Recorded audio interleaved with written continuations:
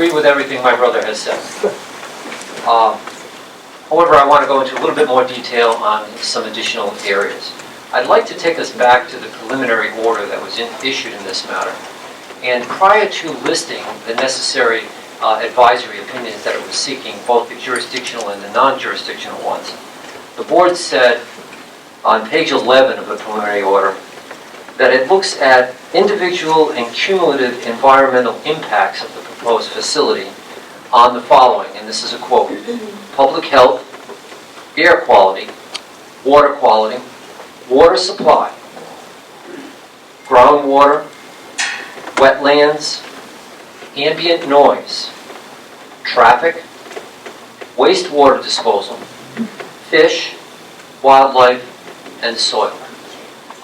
And I think from the recitation of my brother regarding the revised water plan, you can see that the revised water plan directly impacts almost all of these areas. But I also wanted to point out that in addition to a substantially revised water plan that we have here, we have quite a few other additional pieces of information that have come in since the advisory agencies have issued their advisory opinions. And these are listed on page 1 and footnote 1 of Invenergy's response. And they include the following. We have a completely new septic disposal plan, both for wastewater that is being trucked off-site, as my brother explained, as well as for a new on-site wastewater treatment system. As my brother mentioned, we have new methods of plant operation to significantly reduce proposed water use. And this includes these proposed demineralization trailers. Invenergy disclosed in its revised water plan that it was mistaken about the number of ammonia deliveries that it was going to make and has increased that to correct that error. Invenergy has submitted new conceptual site plans. They have submitted new general arrangement plans. They have submitted new section views of the plant buildings. They have submitted new conceptual building plans. They have submitted new site grading and drainage plans. They've submitted new stormwater management plans. They've submitted additional soil erosion and sediment control plans. They've submitted new oil storage tank information. They've submitted new ammonia storage design information. They've submitted new wetlands information. And as my brother pointed out, we have a new cost estimate for the facility that is now $1 billion.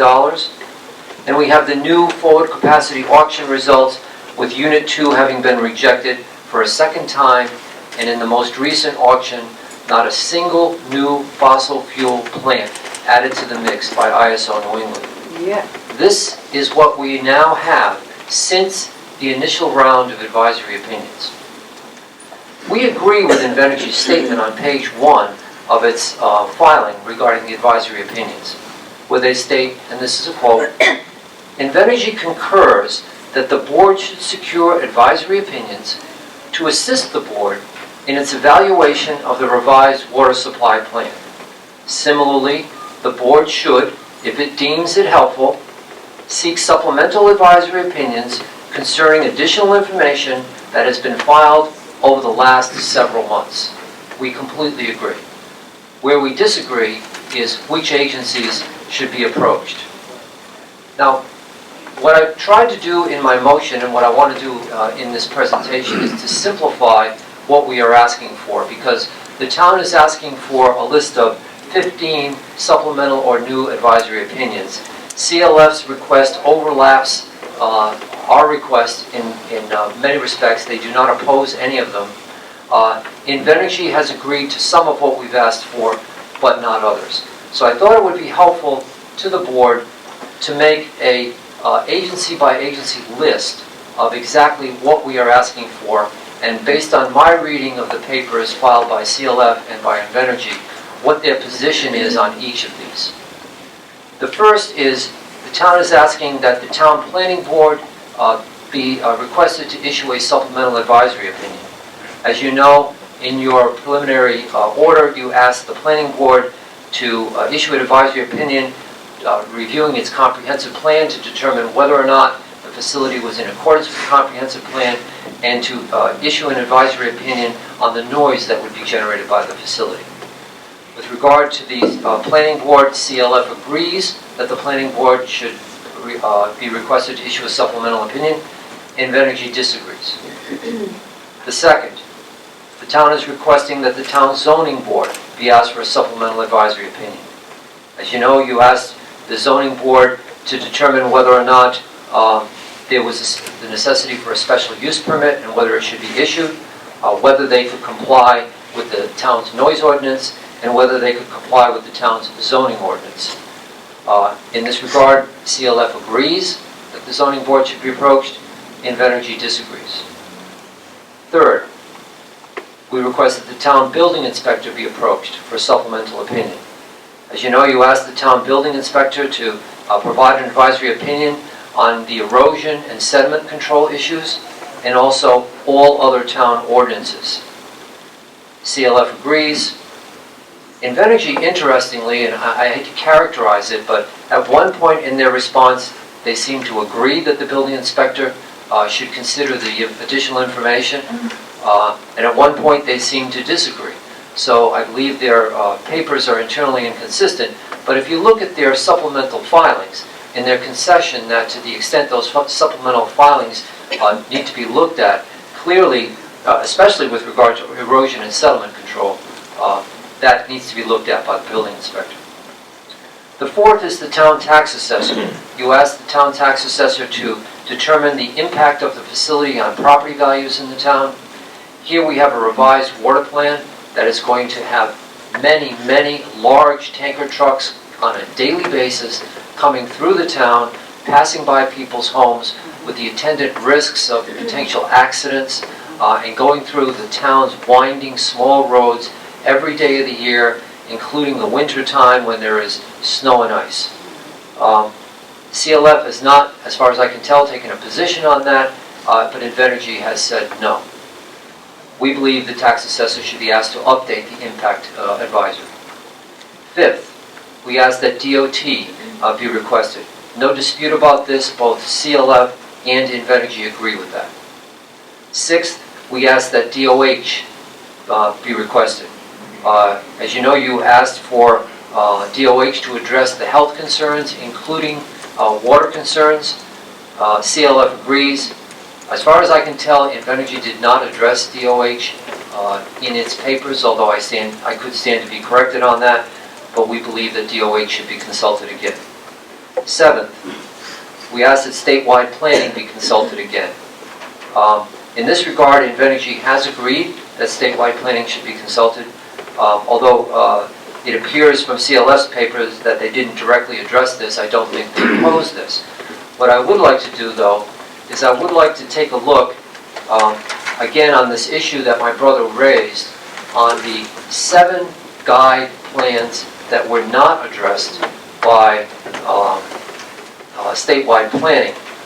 And I want to look specifically at the advisory opinion that they did issue. Statewide planning did not determine whether there was consistency with 7 listed elements of the state guide plan because, quote, according to planning, it would be premature to make a determination of consistency if expert opinions of other agencies were not available, particularly given the numerous questions of fact that are at hand. Therefore, the program deferred issuing findings of consistency for these elements. These state guide plan elements primarily include environmental and recreational considerations, which are to be evaluated by DEM and others. These 7 particular guide plan elements are listed in the statewide planning advisory opinion. But the point I'd like to make is at the time of the issuance of the statewide planning opinion, they didn't say they weren't going to do it. They didn't say there was any consistency. They, in fact, did not issue a consistency determination because they said it was premature and needed to be deferred, implying that they needed to take another look at it as soon as they had the other advisory opinions from DEM, DOH, and the others who would be considering this. Now is the time to do that. DEM has issued its opinion, DOH has issued its opinion, the other advisory agencies have issued their opinions, and we believe that now, after deferral, it's appropriate for the statewide planning to issue these. I note with favor that today, statewide planning issued a data request to Invenergy that asks Invenergy to update the information provided to statewide planning, and we applaud them for that. We therefore think that it is essential that these 7 unaddressed guide plan matters now be addressed by statewide planning. The 8th advisory agency is, of course, DEM. There is no dispute that DEM needs to be asked for a supplemental advisory opinion. CLF and Invenergy both agree. The 9th is we have asked that the Public Utilities Commission be asked to issue a supplemental opinion in this matter. As you know, you asked the Public Utilities Commission to address the issue of need for the plant, the cost of the plant, and whether there were alternatives for the plant. This request has been joined in by CLF, who has explained exactly why we need to do this. Invenergy has opposed this. I adopt CLF's argument in this regard, but I also would point out that I have retained an expert on behalf of the town, similar to CLF's expert, Mr. Fagan, who has filed testimony with you that we will either present to the Public Utilities Commission if you send it to them for a supplemental advisory opinion, or if we need to, we will present it at the final hearings in this matter. I agree with my brother, that it would be much more, well, my mother I would agree with too. But my brother said it would be much more efficient to send it down to the PUC. There are a great number of issues, including a significant amount of new information that has come forward since the PUC issued their initial advisory opinion. We think it makes sense to let the PUC do the work for you and come back to you analyzing this additional information, including the testimony of Mr. Walker, so that our hearings are not delayed any more than they already will be. As you know, we already set aside 13 days initially of hearings in this matter, and I respectfully submit that if we get bogged down with the weeds of the need, cost, and alternatives analysis before you, rather than before the PUC, it will unduly extend the hearings. The 10th is that we are asking OER to take a second look at this. As you know, you asked them to look at greenhouse gases and the Resilient Rhode Island Act. CLF has not specifically addressed this, although I don't think they would oppose it. Invenergy has opposed it. We do think that additional information has come up with regard to greenhouse gases. One of those, I think, is the report that was recently issued in this regard, and we believe that OER should take that into account. The 10 I've just listed are all supplementals. We've asked for 5 new opinions. As my brother pointed out, 3 of those are very similar. They are the Johnston, Smithfield, and Gloucester planning boards and tax assessors. I adopt my brother's arguments in this regard. I think it is vitally important that these towns be asked if this water plan that involves trucking through their communities is consistent with their comprehensive plans, and whether or not they feel it will have an adverse impact on property values in those towns. I think it's something that this board needs to look at to thoroughly do its job. The last 2 new advisory opinions we suggest, one is the Providence Water Supply Board. The other is the Water Resources Board, and I'll combine the 2 of them together. CLF agrees with both of these. Invenergy has not addressed them. But in both cases, we believe that both of these state agencies should be, although Providence Water is not a state agency, it's a municipal agency. Both of these should be asked whether or not this water plan is in conformance with the statutory water responsibilities that both of these agencies have. As I believe was discussed at one of the earlier meetings, we have issues of capacity of Providence Water. How is this going to impact the capacity that they have? There are also issues that have arisen with regard to the legality of the transaction between the town of Johnston and Invenergy, and whether or not the Providence Water Supply Board Enabling Act authorizes something like this or prohibits it. and we believe that an opinion from the Providence Water Supply Board on that matter, and possibly from the Water Resources Board, would be helpful to this board in evaluating whether or not the plan proposed for the water transport is in fact a legal and viable plan.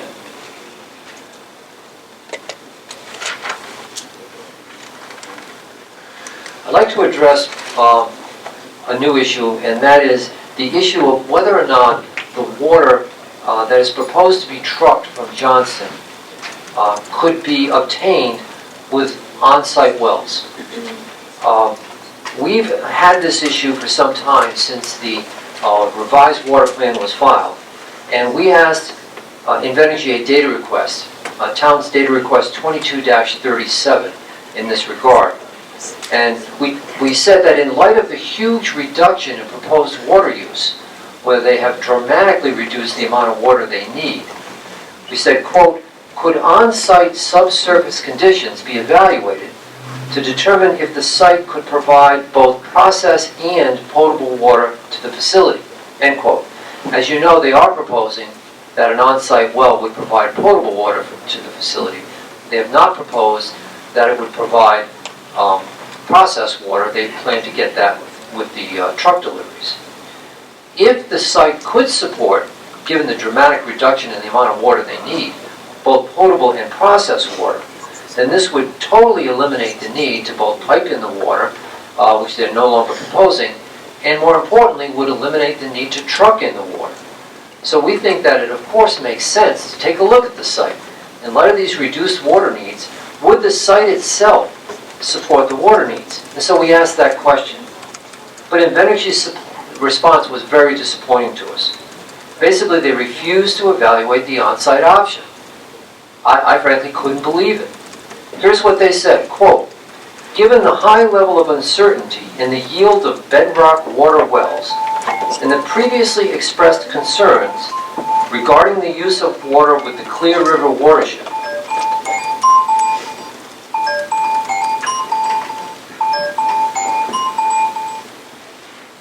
thank you. Invenergy does not plan to evaluate the potential use of an on-site water source for processed water.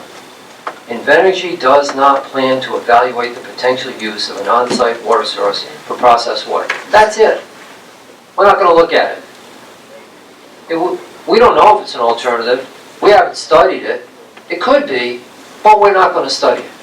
So I would respectfully request and add to our list of requests that this board specifically order Invenergy to make a study of the site to determine if, in light of the dramatically reduced water needs, the site itself can support both the process and the potable water needs to eliminate the adverse impacts of the trucking.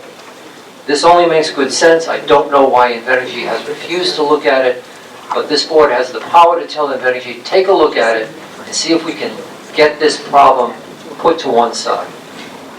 We asked them to report back to the board with a supplement to their revised water plan in whatever period of time the board feels is appropriate. I'd like to turn to the DEM advisory opinion for just a minute.